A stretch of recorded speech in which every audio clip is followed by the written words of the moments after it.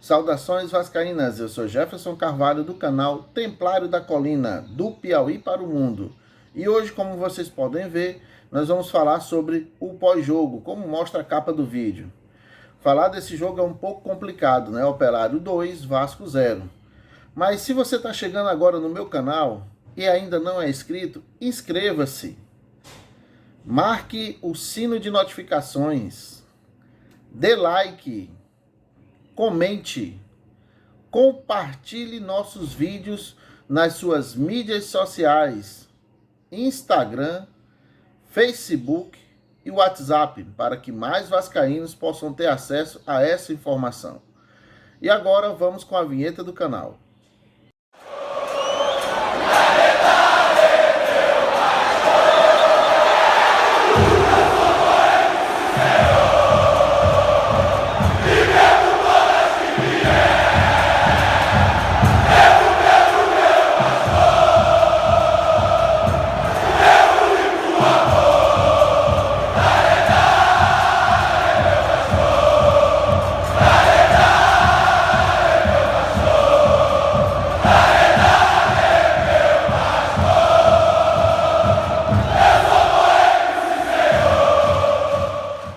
Então vamos lá falar um pouquinho, né, do que se propõe aí a capa do vídeo, falar do jogo, né?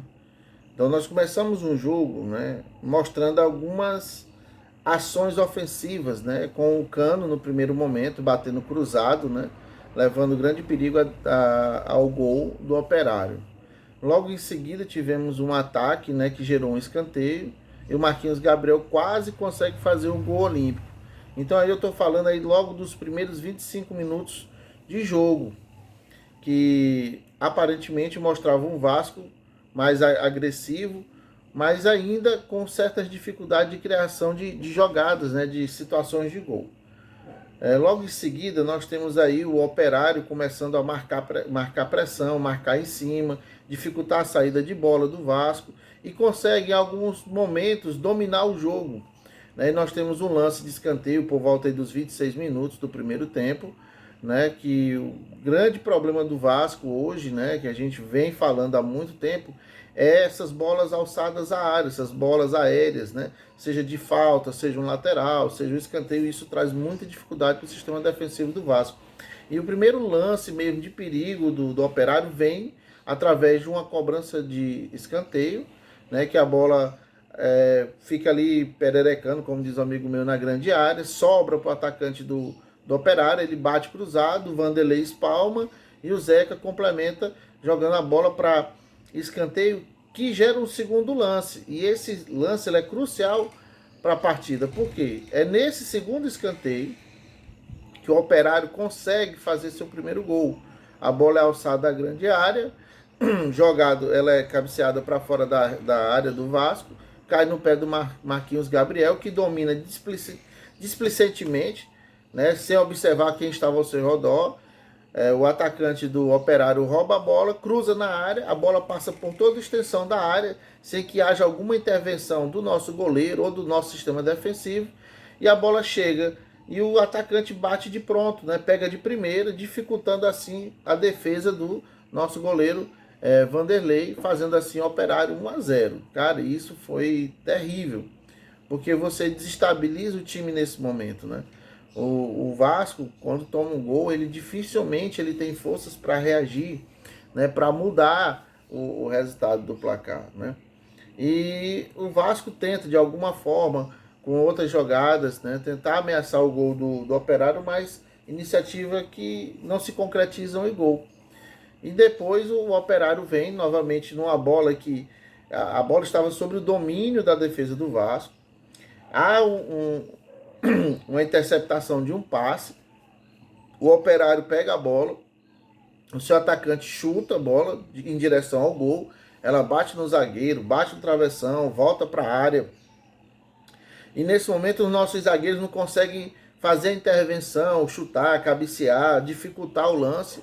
E o atacante do Operário, em semi-voleio, posso dizer assim, bate na bola e faz Operário 2-0 no Vasco. E assim a gente chega ao final do primeiro tempo, né? Dominado, né? O Vasco toma 2 gols assim, cara, que A gente já vem levantando essa bola. O sistema defensivo do Vasco não marca o jogador, marca a bola, né? Uma displicência. É o nosso meio-campo, né? Como diz aí alguns comentaristas, a nossa volância do Vasco não oferece nenhum combate, né? Fica muito fácil o domínio do meio-campo do time adversário no sistema defensivo do Vasco. E partimos para o segundo tempo, né? O Vasco perdendo de 2-0, tem que fazer o quê? Fazer modificações, levar o time para o ataque, né? Tentar pressionar, tentar roubar essa bola, diminuir o placar ou até mesmo igualar. Só que no começo do jogo, meu querido, por volta aí dos 50 e poucos segundos, o Vasco quase toma o terceiro gol, justamente numa bola de contra-ataque. O Vasco tenta abafar, tenta fazer marcação alta, mas o nosso sistema defensivo é muito lento e o atacante perde essa oportunidade de gol. E assim, várias oportunidades o Operário vai perdendo, com bolas que passam em frente à grande área, em frente ao goleiro, e ninguém consegue tocar nessa bola.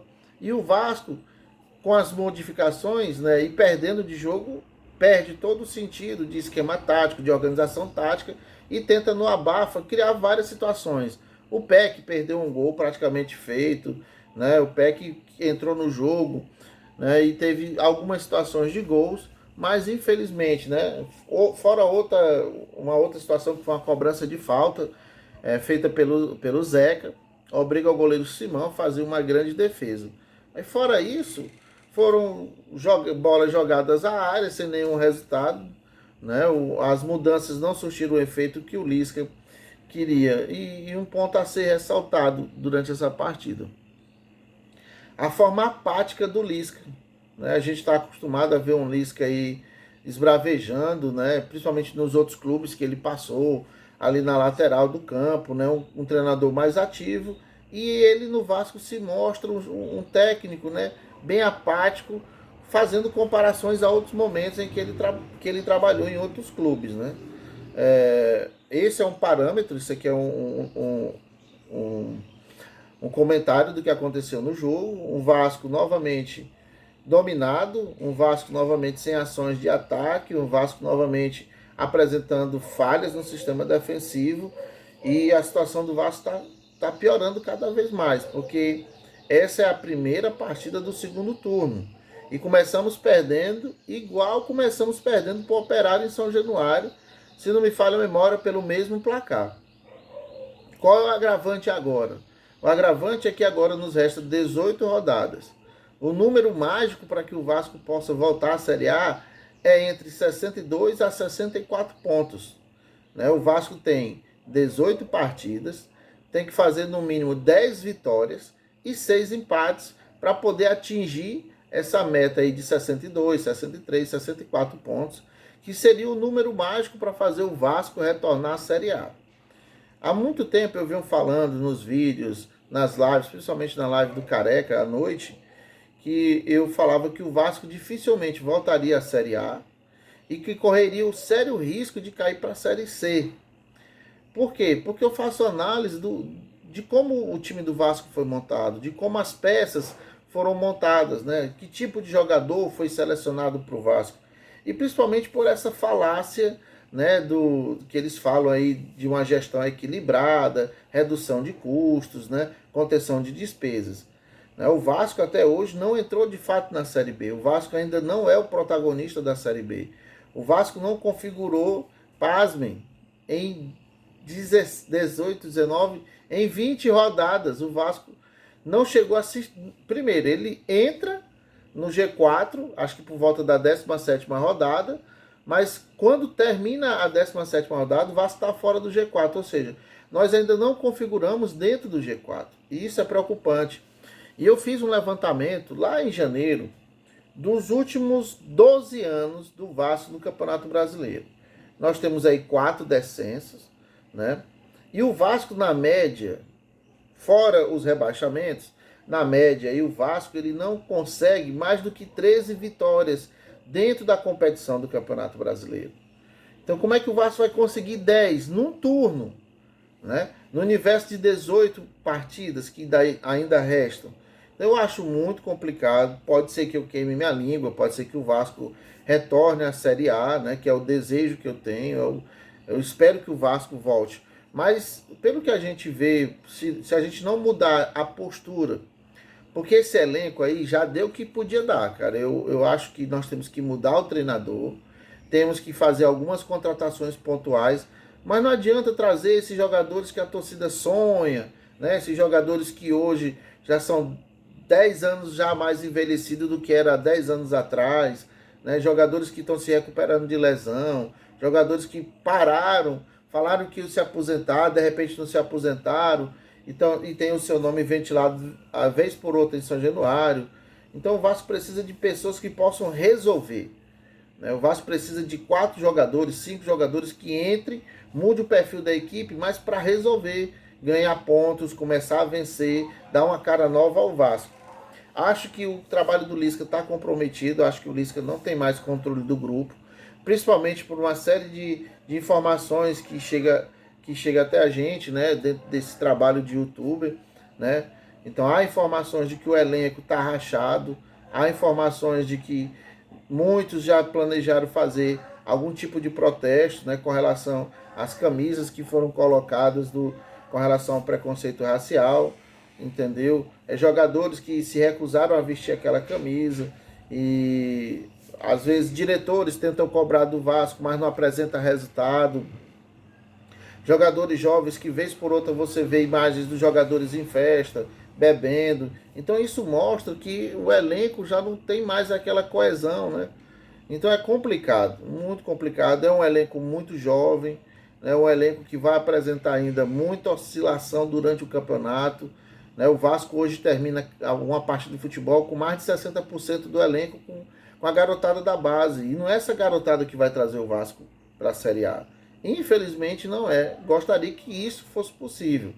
E olha só, e já há, dentro dos corredores de São Januário, pessoas da diretoria ou pessoas ligadas à diretoria que já pensam, né, que a permanência do Vasco na Série B ela é quase que irreversível e que é melhor ficar na Série B, porque se o Vasco subir com esse time que está aí para a Série A, vai cair o ano que vem.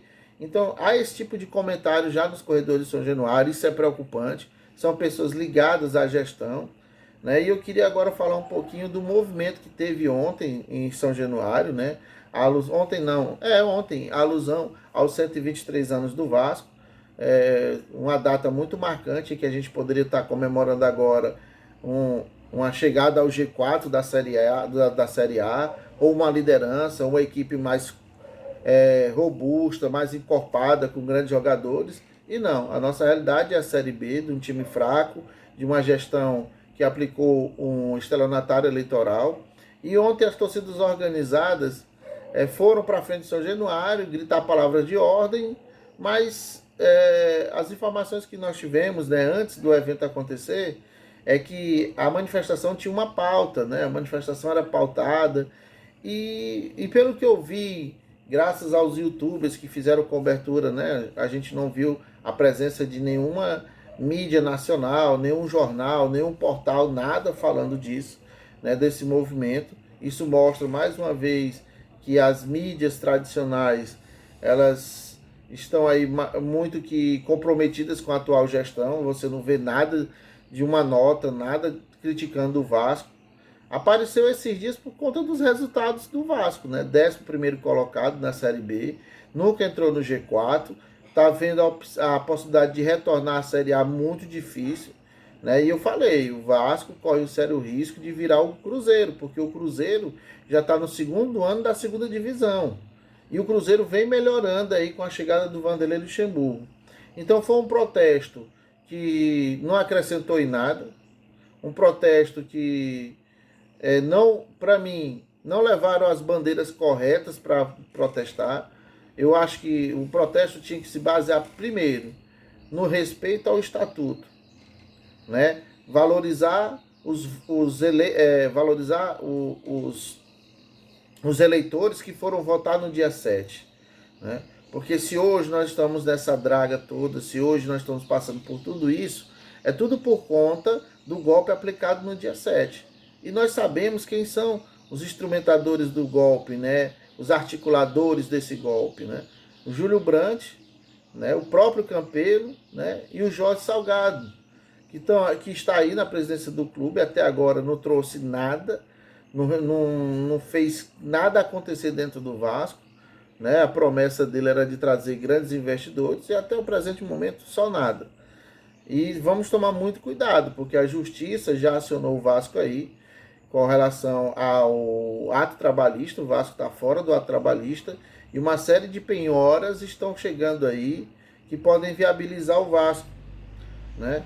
Mas vamos torcer para que essa semana aconteça algo diferente, que algo novo possa aparecer, né? E que mude os rumos do Vasco. Obrigado aí por vocês terem assistido o vídeo aí. E vou pedir mais uma vez, você que chegou agora, inscreva-se, marque o sino de notificações, dê like, comente, compartilhe nas suas mídias sociais, Instagram, Facebook, WhatsApp, para que mais vascaínos tenham acesso a essa informação. Obrigado por todos aí. Mais tarde eu vou lançar um outro vídeo, né? Um vídeo assim mais contundente, falando de algumas coisas, de algumas informações do bastidores. Até mais. Valeu!